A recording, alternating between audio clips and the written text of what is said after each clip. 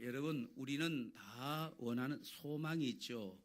우리의 삶이 좀 평안했으면 좋겠다. 평화가 있었으면 좋겠다. 평강이 있으면 좋겠다라는 그런 마음을 갖습니다. 누구라도 불안과 두려움 속에 살기를 원하는 사람은 한 사람도 없을 거라는 거죠. 가정에도 평화가 있기를 원하고 자녀들의 삶에도 평화가 있기를 원합니다. 마음의 생각과 우리의 마음에도 평화가 있기를 원합니다. 사업하는 분들은 형편이 안정되기를 원하고, 직장인들은 미래가 흔들리지 않기를 원하고, 또 연로하신 분들은 남은 삶이 평강하기를 원합니다. 결국 모든 사람들의 소원 속에는 이 평화, 평강에 대한 갈망이 다 있다라고 하는 거예요. 자, 그런데 여러분, 그렇게 평강을 원하고 평화를 원하지만 현실은 어떻습니까? 우리는 평강을 갈망하지만 정작 평강을 누리는 삶은 멀어 보인다라고 하는 거죠. 현재 가진 것이 많으면 평강이 있습니까? 그렇지 않죠. 현재 가진 것이 많아도 내일 혹시 잃어버릴 것, 혹시 내일 상실할 것이 불안해하는 사람이 있어요. 현재 가진 것이 너무나 적으면 오늘의 결핍을 또한 염려합니다. 문제가 사라지면 또 다른 잠재적인 문제가 생기지 않을까 미리 걱정하느라 쉼을 잃어버리고, 쉼의 자리에 앉아 있어도 머릿속에는 항상 초조한 생각들이 몰려온다라고 하는 거예요. 여러분, 평강을 전작 원하면서도 우리의 삶 어디에도 이 진정한 평강을 찾을 수가 없다라는 거죠. 자, 왜 그럴까요? 여러분, 우리가 이 평강을 잘못된 자리에서 찾고 있기 때문에 그렇다라고 하는 거예요. 많은 사람들이 이 평강, 이 평화가 환경의 산물이라 그렇게 생각을 합니다. 다시 말하면 돈이 많고 건강하고 사람과의 관계가 이렇게 좋아지고 이런 조건이 잘 갖춰지면 평강이 찾아올 것이라 그렇게 생각한다라는 거예요. 그러나 여러분, 성경은 평강이 이런 외적인 조건으로 온다고 말하고 있지 않다라는 거예요. 여러분, 물론 돈이 많으면 훨씬 더 편안한 침대에서 잠을 잘 수가 있을 거예요. 돈이 많으면 훨씬 더 편안한 집에서 삶을 살 수가 있을 겁니다. 그러나 이 평강은 그 조건과는 관계없다라는 거예요. 만약에 이 평강이 돈과 조건과 연관이 있다면 여러분, 저 강남에 사는 사람들은 항상 다 평강할 것이고, 저 변두리에 저 시골에 사는 사람은 다 불안 속에 살아야 될 것 아니겠습니까? 그러나 여러분, 평강은 인간의 환경에 좌우되지 않는다라는 거예요. 성경이 그것을 이야기하고 있다는 사실을 믿으시길 바랍니다. 여러분, 우리의 마음은 우리의 인생의 엔진이 되고, 우리의 마음은 우리의 인생의 나침판이 됩니다. 여러분, 엔진이 고장나고 나침판이 흔들리면 아무리 우리가 좋은 길 위에 서 있다 할지라도 꼼짝도 못하고, 또 나침판이 흔들리면 삶의 방향을 방황할 수밖에 없다라고 하는 거지요. 오늘 본문 이사야서 26장 3절은 바로 그 인생의 이런 문제에 대한 하나님의 해답을 제시해주고 있는 것을 보게 됩니다. 주께서 심지가 견고한 자를 평강하고 평강하도록 지키시리니 이는 그가 주를 신뢰함이니이다 라고 말합니다. 오늘 우리는 이 시간을 통해서 우리의 마음을 어디에 고정을 해야 할지, 그리고 하나님의 약속하신 이 누리는 평강의 실제가 과연 무엇인지 우리가 생각하며 큰 은혜를 나누기를 원합니다. 자, 오늘 본문을 보면 하나님께서 주시는 평강을 뭐라고 말합니까? 평강하고 평강하도록 그렇게 중첩해서 말씀하고 있는 것을 보게 됩니다. 자, 여기서 이 평강하고 평강하고 이 두 개가 중첩되는 것은 여기 히브리어 이 문화에서는 아주 최상급의 강조를 이야기하고 있는 것을 봅니다. 이 평강으로 번역된 히브리어가 뭡니까? 우리가 너무나 잘 아는 샬롬입니다. 자, 이 두 단어가 반복돼서 샬롬, 샬롬, 평강하고 평강, 이 두 단어가 반복되고 있는 것을 봅니다. 이것은 성경이 같은 단어를 반복하는 것은 최상급의 강조를 말할 때 이 항상 반복하는 것을 봅니다. 예수님도 이 어법을 많이 사용하셨죠. 진실로 진실로 너희에게 이룬다. 같은 말을 반복하는 것은 최상급의 아주 큰 강조를 말할 때 같은 단어를 반복하는 거예요. 그러니까 하나님께서 우리에게 샬롬 샬롬, 이 평강을 우리에게 반드시 주시겠다는 강조를 하고 있는 것을 보게 됩니다. 여러분, 이 평강, 평화, 이 샬롬이 무엇입니까? 단순히 분쟁이 없는 상태를 말하는 것이 아닙니다. 하나님으로 인하여서 빈틈없이 꽉 채워진 완전한 평강, 완전한 평화를 말하고 있다는 사실을 알아야 하겠습니다. 어떤 상황에서도 깨지지 않는 형통의 평강, 그것을 의미하고 있다라고 하는 거예요. 여러분, 세상이 주는 평화는요, 철저히 조건적이죠. 통장 잔고가 넉넉하면 혹은 몸이 건강하면 그때 잠시 우리에게 머무는 것이 바로 임시적인 평안이다라는 거예요. 그래서 이 조건이 흔들리면, 돈이 사라지거나 몸이 불편해지면 평강도 신기루처럼 다 사라져버리고 마는 거죠. 그러나 하나님이 주시는 평강은 이 환경에 영향을 받는 것이 아니라 하나님이 주시는 평강은 환경을 압도한다는 사실을 여러분 기억하시길 바랍니다. 여러분, 사도 바울이 차가운 감옥 바닥에서도 찬송할 수 있었던 이유가, 다니엘이 사자굴에 그 굶주린 사자들 틈에서도 평안히 잠들 수 있었던 이유가, 제자들이 풍랑 때문에 죽겠다고 비명지르는 그 현장에서도 예수님이 고물을 베고 주무실 수 있는 이유가 바로 하나님으로부터 오는 평강 때문인 것을 기억하시길 바랍니다. 우리는 환경이 우리를 평강을 깨뜨린다고 말합니다. 환경이 좋아야, 돈이 많아야, 건강해야, 이 환경이 조건이 갖춰져야 우리는 평강이라고 말하지만 성경은 그렇게 말하고 있지 않고 하나님이 주시는 평강은 환경을 압도하고 조건을 뛰어넘는다고 말하고 있는 거예요. 여러분, 이것이 하나님의 평강은 환경의 산물이 아니기 때문에 그렇습니다. 이 하나님이 주시는 평강은 하나님과의 관계 속에서 나오는 선물인 것을 믿으시길 바랍니다. 예수님께서 요한복음 14장 27절에 분명하게 우리에게 말씀하십니다. 평안을 너희에게 끼치노니 곧 나의 평안을 너희에게 주노라. 내가 너희에게 주는 것은 세상이 주는 것과 같이 아니하니라 그랬어요.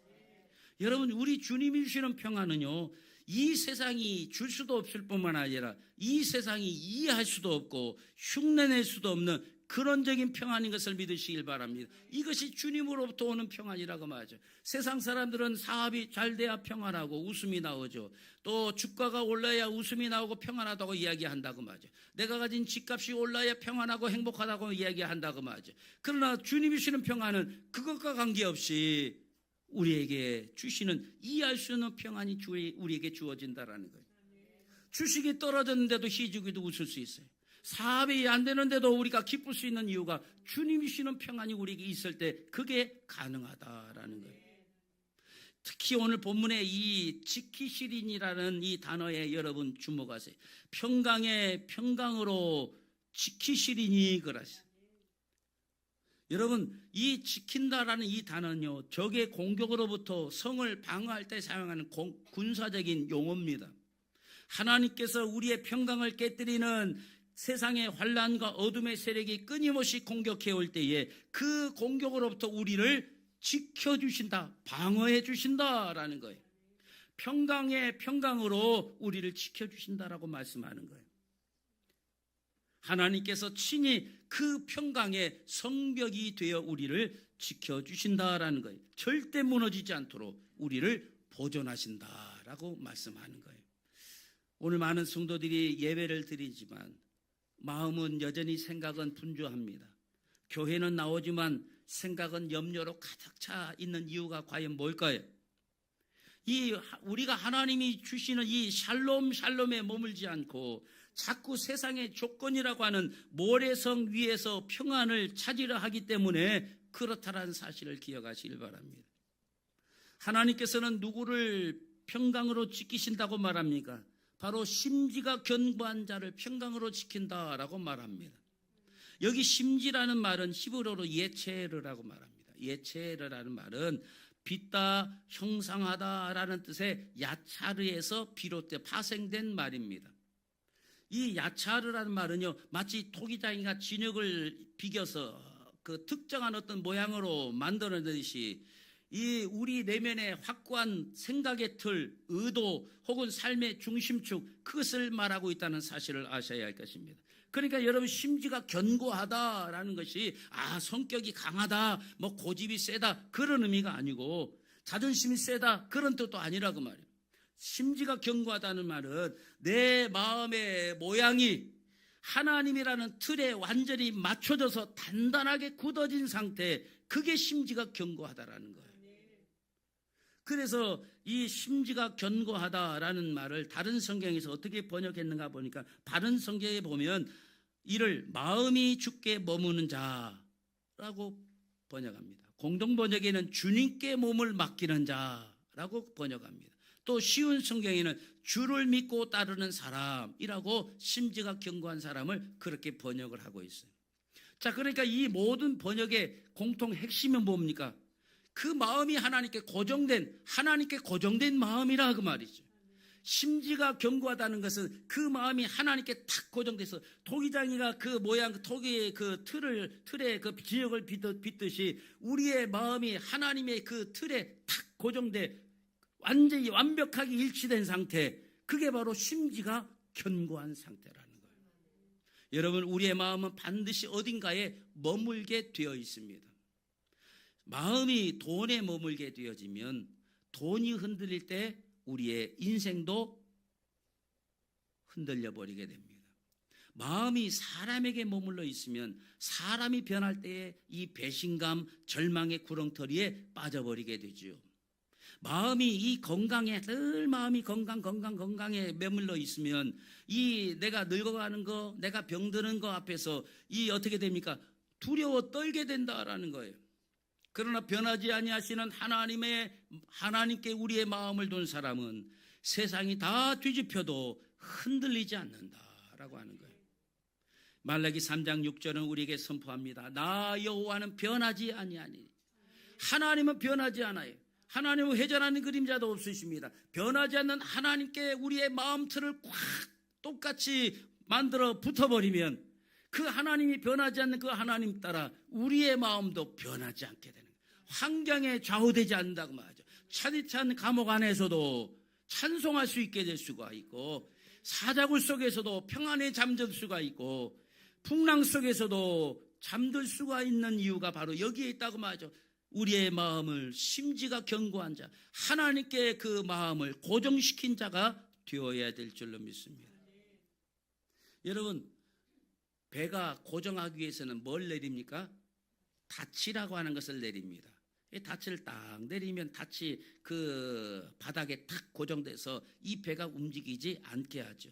이 닻을 내리지 않는 배는요, 이 잔잔한 물결에도 막 떠내려가 버립니다. 그러나 거대한 닻을 이 깊은 바다에 이 반석에 내린 배는 거친 파도 속에서도 그 자리를 지키게 되어진다라고 하는 거예요. 여러분, 하나님은 우리의 흔들리지 않는 닻이 된다는 사실을 기억하시길 바랍니다. 심지가 견고하다라는 말은 그 닻을 하나님이라고 하는 영원한 이 반석에 깊이 박아 넣은 상태, 그게 심지가 견고한 사람이라고 말하죠. 여러분, 오늘 우리가 하나님의 이 변하지 않는 하나님께 여러분 마음을 깊이 고정시켜 하나님께 깊게 박아넣은 그 같은 마음이 하나님께 고정된 성도가 되시기를 주님의 이름으로 축원합니다. 여러분, 우리의 마음이 왜 평강을 잃고 자꾸 요동을 칠까요? 여러분, 그 중심에는 생각이라고 하는 것이 있습니다. 성경은 이 마음과 생각을 분리하지 않습니다. 이 생각이 있는 곳에 마음도 따라가고 마음이 있는 곳에 생각을 하게 된다라는 거예요. 항상 두 개가 같이 붙어 다니죠. 그래서 로마서 8장 5절에 보면 육신을 따르는 자는 육신의 일을, 영을 따르는 자는 영의 일을 생각하나니 그랬어요. 그 육신을 마음에 두고 살아가는 사람은 늘 육신의 일을 생각하게 된다고 말이죠. 그러나 영을 따르는 영의 마음을 두고 사는 사람은 늘 영의 것을 생각하게 된다라는 거예요. 그리고 그 영의 것을 생각하느냐 육의 것을 생각하느냐, 그 둘 중에 선택에 대한 결과가 6절에 나와요. 여기 보면 육신의 생각은 어디로? 사망으로, 영의 생각은 생명과 평안이라는 결과를 만들어낸다고 말해요. 여러분, 생각은 내가 하지만 그 생각의 결과는 달라진다라는 거예요. 여러분, 우리의 평강은 우리가 무엇을 생각하느냐에 직결되어 있다는 사실을 아셔야 할 것입니다. 우리의 마음이 영의 일을 생각하면서 하나님께 집중하여 생명과 평안을 누리는 그런 삶을 살아야 될 줄로 믿습니다. 여러분, 생각은요, 마음으로 들어가는 관문입니다. 그래서 생각을 잘해야 돼요. 이 생각에 이 두려움이라는 미끼를 물면 마음은 아주 불안의 감옥으로 변화가 되어버리죠. 이 생각이 비교와 열등감에 미끼를 물게 되어지면 우리의 마음은 시기와 질투로 불타버리게 된다는 사실을 알아야 하겠습니다.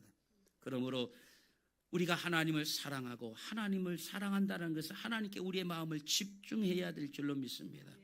여러분, 하나님께 마음을 집중한다는 것이, 여러분 우리가 어릴 때 초등학교 다닐 때 그런 장난들을 많이 하잖아요. 돋보기를 가지고 이렇게 햇빛을 이렇게 모으면 이 종이에도 불이 붙고 나무에도 불이 붙게 되는 것을 우리가 보지 않습니까? 그 같은 원리. 여러분, 아무리 정오의 떼약볕 아래 햇빛이 강해도 이 초점이 흩어지면 절대로 종이는 타지 않지요. 불이 붙지 않는다고 말이죠. 초점을 집중시킬 때 강력한 능력이 나타나는 거예요. 여러분, 우리의 신앙의 초점이 영의 일, 다시 말하면 하나님의 나라와 의에 맞춰져 있는가, 여러분 생각해 보시기를 바랍니다. 아니면 육신의 일, 세상의 안락과 소유에 우리의 그 관심이 흩어져 있는가 생각해 보라고 말이죠. 그래서 여러분, 주일 교회에 와서 사실 제가 여러분에게 무리한 요구를 하고 있다는 것도 알아요. 주일 교회에 와서 예수 이야기를 하라는데 안 되는 거 어떻게? 늘 세상 거 먹고 사는 것만 생각하고 금덩어리만 생각하고 주식만 생각하는 사람이 교회에 와서 예수 얘기가 되겠어요? 절대 안 됩니다. 자식 얘기하고 남편 욕하고 맨날 이것만 하는 사람이 교회에서 갑자기 예수 얘기 하라고 목사가 한다고 됩니까? 안 된다는 거 알아요. 그래도 이러면 안 되지라는 것이라도 깨닫기 위해서 장려하는 것이지. 육의 일만 생각하는 사람이 교회에 와서 예수 생각이 납니까? 안 나죠. 당연히 안 나는 거예요. 여러분, 우리의 마음을 한번 생각해 보라고 말이죠. 부끄러워할 줄 알아라 그 말이에요. 모여서 왔는데 나 또 오늘도 얘기하고 있는, 역시 나는 세상에 속한 사람이구나. 저 권사님은 맨날 세상 얘기만 하고 세상에 속한 사람이구나. 그걸 사람들로 알게 하라는 거예요. 부끄러워할 줄 알아라고. 그래서 이 광고를 하는 거예요. 그래서 이제 그걸 의식하며 내가 이런 얘기하면 또 나 세상 일만 생각하는 권사로 할 텐데 그러라고 얘기하는 거예요. 부끄러워할 줄 알아라. 알겠습니까? 우리가 자연스럽게 하나님께 받은 은혜, 영의 일에 집중되면 할 게 그 말밖에 없어. 예수만 얘기해요. 가끔 이 예수만 생각하는 사람들이 늘 특징이 뭔지 아십니까? 항상 미쳤다는 소리예요. 우리 엄마 예수 미쳤다. 여러분, 성경에 보면 항상 그리스도인들이 나오는 별명이 뭔지 아십니까? 미쳤다는 거예요. 여러분, 이 바울아, 내 지식이 너를 미치게 하는구나. 여러분, 바울에게 들렸던 소문이 뭔지 아십니까? 초대교회 성도들의 별명이 뭔지 아십니까? 미친 사람들이 미친 사람. 여러분, 매니아라는 말이 있죠. 매니아가 뭡니까? 미친 사람이에요, 미친 사람. 카메라에 미친 카메라 매니아. 또 뭐 어떤 피규어를 모아서 피규어에 미친 사람, 피규어 매니아. 여러분, 우리는 뭐예요? 예수 매니아. 미쳤도다. 그거 매니아라는 거, 매니아. 너 예수 매니아구나. 너 예수에 미쳤구나, 그 말이에요. 너 자동차에 미쳤구나. 이게 매니아예요. 여러분, 우리는 적어도 이런 소리는 들으면 신앙생활 잘하는 거예요. 여러분, 자식들한테 우리 엄마 왜 예수에 미쳤어? 이 신앙생활 잘하는 거예요. 그렇게 돼야 돼. 우리 아버지 예수에 미쳤어. 생각만 하면 맨날 예수 얘기밖에 안 해. 그게 잘 믿는 거예요. 왜냐? 이 세상 일을 생각하지 않냐고, 육의 일을 생각하지 않고 영의 일을 생각하니까 늘 생각한 것만 입에 나오는 거예요. 여자만 생각하면 친구들끼리 뭐 여자 얘기 나오고, 주식만 생각하면 입만 열면 야, 요즘 주식 뭐 어땠더라. 이게 나오는 거예요. 자연스러운 현상이라고 말. 늘 예수께 받은 은혜, 영의 일을 생각하면 영의 일이 나오게 돼 있는 거예요. 그러니까 여러분, 우리는 우리의 마음을 하나님께 집중해야 될 줄로 믿습니다. 중요한 사실은 어떤 생각을 내 마음에 둘 것인가를 결정하는 주체는 사실 나예요. 그리고 그 선택의 결과인 생명 혹은 사망, 그것 역시도 내가 책임을 져야 할 일임을 알아야 알겠습니다. 그래서 마귀는 항상 먼저 우리를 공격할 때 생각을 먼저 공격한다는 사실을 기억하시길 바랍니다. 여러분, 가룟 유다에도 예수 팔 생각을 집어넣었더니 그 생각이 그의 마음을 주장해서 결국 예수를 파는 짓까지 가게 만드는 거예요. 여러분, 하나님이 너를 잊으셨다. 너 사단은 우리의 생각을 공격하는. 야, 너 하나님 너 잊었어. 넌 가망이 없어. 너 지금 한번 실패했잖아. 너 앞으로도 계속 그런 일이 일어날 거야. 너 한번 이게 지금 안 되는 너의 길이 막혔지. 네 인생 앞으로 계속 그렇게 될 거야. 사단은 끊임없이 이 생각을 공격한다는 것을 기억하시길 바랍니다. 그러므로 신앙생활은 이 생각을 방치하는 것이 아니라 생각을 통치할 줄 알아야 되는 거예요. 고린도서 10장 5절의 말씀처럼 모든 생각을 사로잡아 그리스도에게 복종시켜야 될 줄로 믿습니다. 여러분, 우리의 모든 생각을 다 사로잡아서, 우리의 생각을 그냥 두지 말고 다 사로잡아서 그리스도에게 복종시켜야 돼요. 여러분, 생각을 그냥 두면 생각이 나를 끌고 가지만 믿음으로 내가 생각을 붙들면 내가 생각을 다스리게 될 줄로 믿습니다. 자, 그러면 어떻게 하면 우리의 마음이 이토록 견고해질 수 있는가라는 거죠. 여러분, 우리의 결심이나 의지만 가지고는 이게 불가능합니다. 여러분, 우리 인간의 감정이라는 것은요, 아침 안개처럼 변하기 싶어요. 아침 안개가 확 꼈다가 어느덧 금방 또 싹 사라져버리는 것처럼 우리의 감정이라는 게 그래요. 늘 변하기가 쉬워요.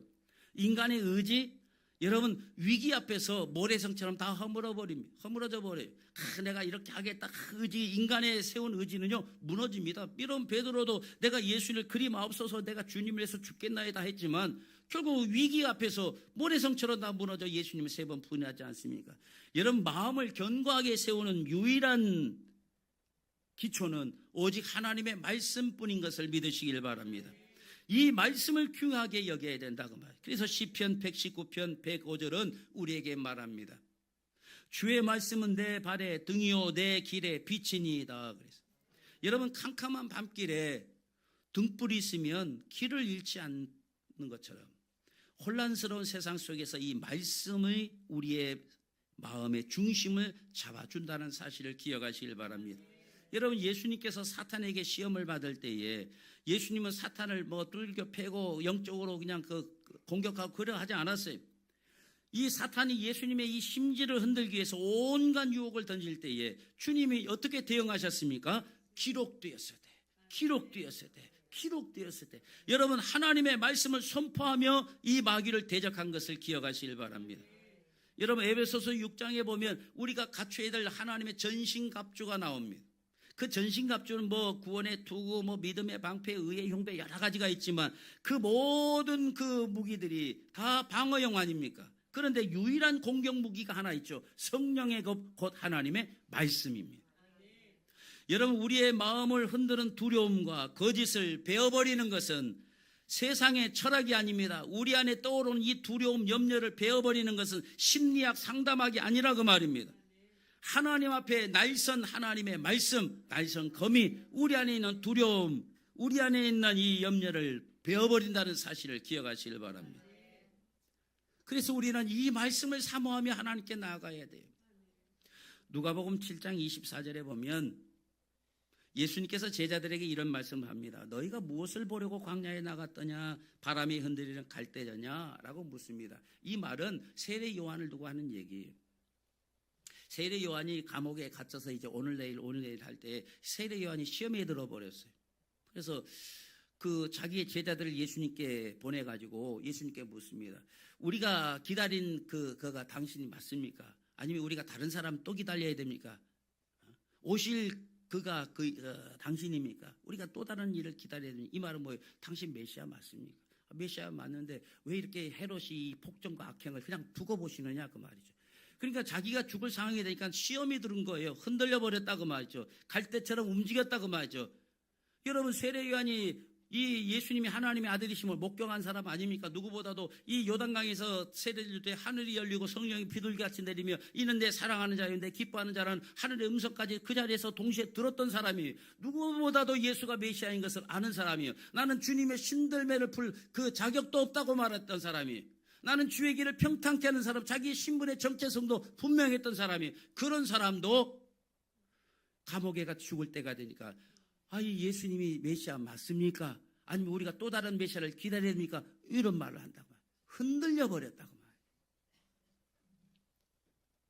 그래서 세례 요한을 빗들어 바람에 흔들리는 갈대라. 여자가 갈대가 아니고 이 의심하는 사람이 흔들리는 갈대라고. 자, 25절에 보면 또 그러면 너희가 무엇을 보려고 나갔느냐? 부드러운 옷 입은 사람이냐? 부드러운 옷 입은 사람은 저기 서울에 있다.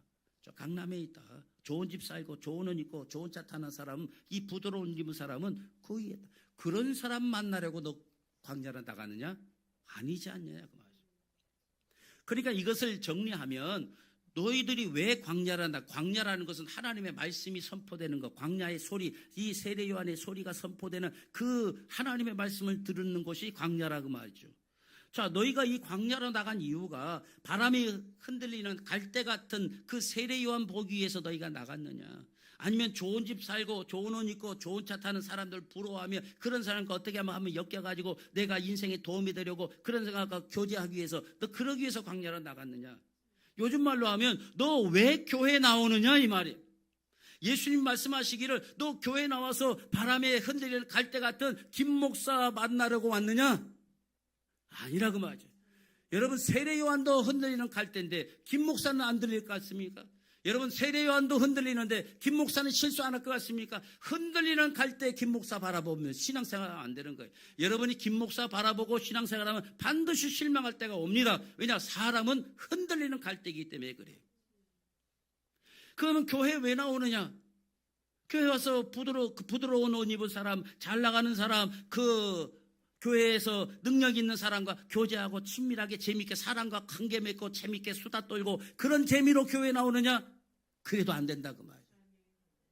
밥 먹고 앉아서 수다 떨고 예수 얘기 빨고 세상 얘기하려고 사람과 교제하고 친구 만나려고 교회 왔느냐? 그것도 아니지 않느냐? 무엇하러 나왔느냐? 하나님 말씀 들으러 너희가 광야로 나갔지 않느냐? 여러분 우리가 왜 교회에 나와야 됩니까? 하나님의 말씀이 이곳에 있기에 나오는 거예요.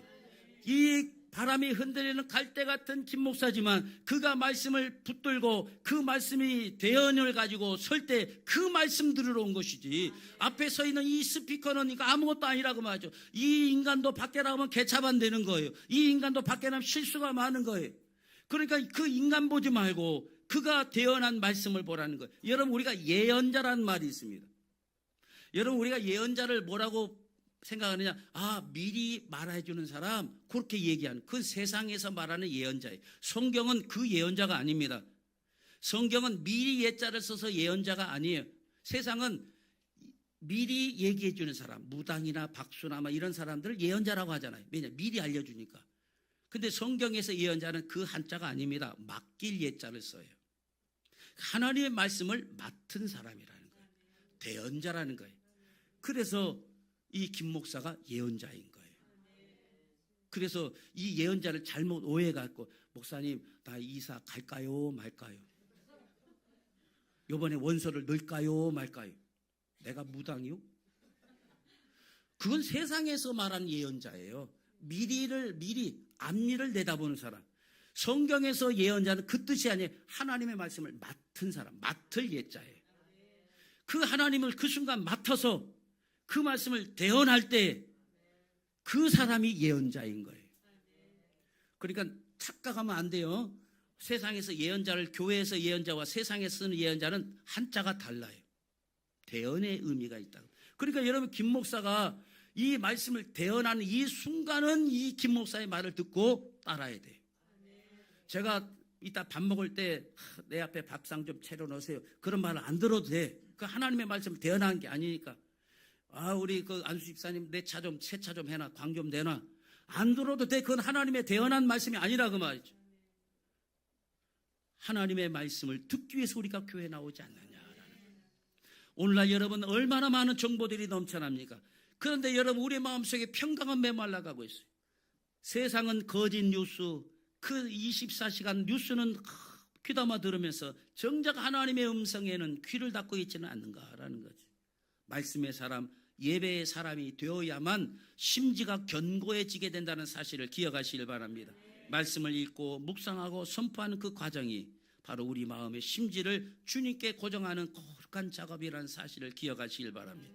하나님의 말씀만이 우리의 마음속에 잘못된 이론과 문화를 다 도려내고 하늘의 질서로 채울 수 있게 된다는 사실을 기억하시길 바랍니다. 자, 오늘 본문의 마지막은 심지가 견고한 자의 근거를 이렇게 밝힙니다. 이는 그가 주를 신뢰함이니이다. 그래서 자, 결국 심지가 견고하다는 것은 하나님을 향한 전적인 신뢰의 다른 이름이라는 것을 기억하시길 바랍니다. 여러분, 신뢰는 여러분 감정이 아니라 태도입니다. 입술의 말이 아니라 삶의 방향인 것을 기억하시길 바랍니다. 진짜 신뢰는 이해가 되지 않을 때 맡기는 거예요. 길이 보이지 않을 때 걸음을 내딛는 거예요. 그게 신뢰입니다. 이스라엘 백성들이 하나님 신뢰해서 요단강을 향하여 발걸음을 내미는 것, 그게 신뢰가 있어야 그 순종이 나오는 거예요. 당장 응답이 없어도 조급하지 않고 기다리는 인내, 그게 하나님을 향한 신뢰입니다. 아브라함이 하나님의 약속의 성취가 늦어질 때도 그럼에도 제단을 쌓았던 것처럼, 요셉이 억울한 감옥 속에서도 하나님의 사람으로 성실했던 것처럼, 다윗이 도망자의 그 신세 속에서도 여호와는 나의 목자라고 노래하면서 이 상황과 관계없이 하나님의 성품을 믿는 그 신뢰가 우리에게 있어야 한다라는 거예요. 여러분, 평강은 문제가 없는 상태가 평강이 아니라 하나님의 임재의 결과가 평강입니다.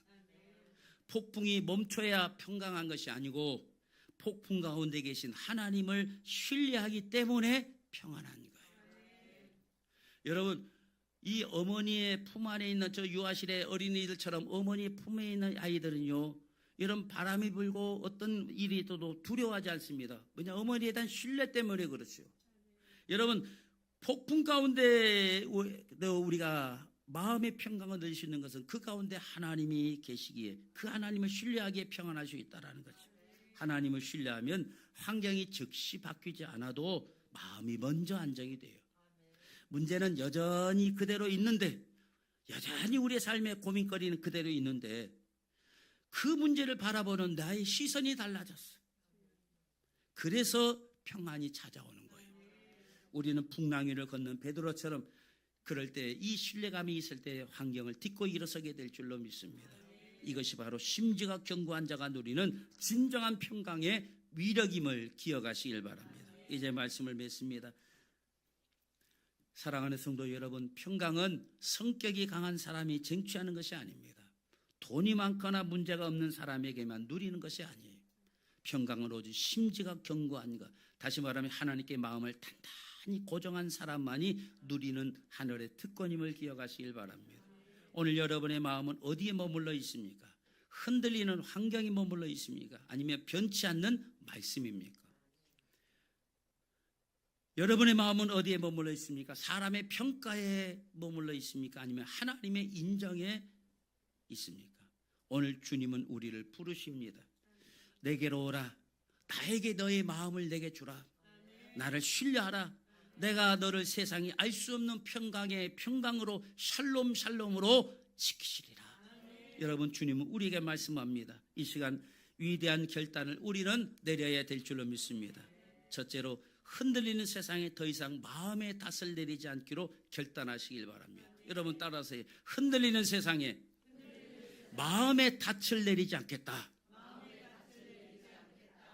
여러분, 견고한 하나님께 탓을 내려야 될 줄로 믿습니다. 두 번째, 육신의 생각을 끊어버리고, 따라서 하나님의 말씀을 선택하겠다. 여러분, 이 결단을 하시길 바랍니다. 세 번째, 내 인생의 모든 문제를 하나님께 맡겨드리겠다. 여러분, 이 신뢰 자리로 나아가시기를 주님의 이름으로 축원합니다. 우리의 심지를 주님께 확정지으시길 바랍니다. 고정시켜버리시길 바랍니다. 여러분, 돋보기에 초점을 맞추듯이 우리의 삶의 시선을 오직 그리스도 예수께 집중하십시오. 그때 하나님께서는 약속하신 대로 여러분의 가정과 일터, 그리고 무엇보다 여러분의 무너진 그 심령 위에 샬롬의 은혜, 완벽한 평강을 부어주실 줄 믿습니다. 오늘도 심지가 견고한 자가 돼서 세상의 풍랑 속에서도 하늘의 평안을 노래하면서 승리하는 모든 성도들이 되시기를 주의 이름으로 간절히 축원을 드립니다.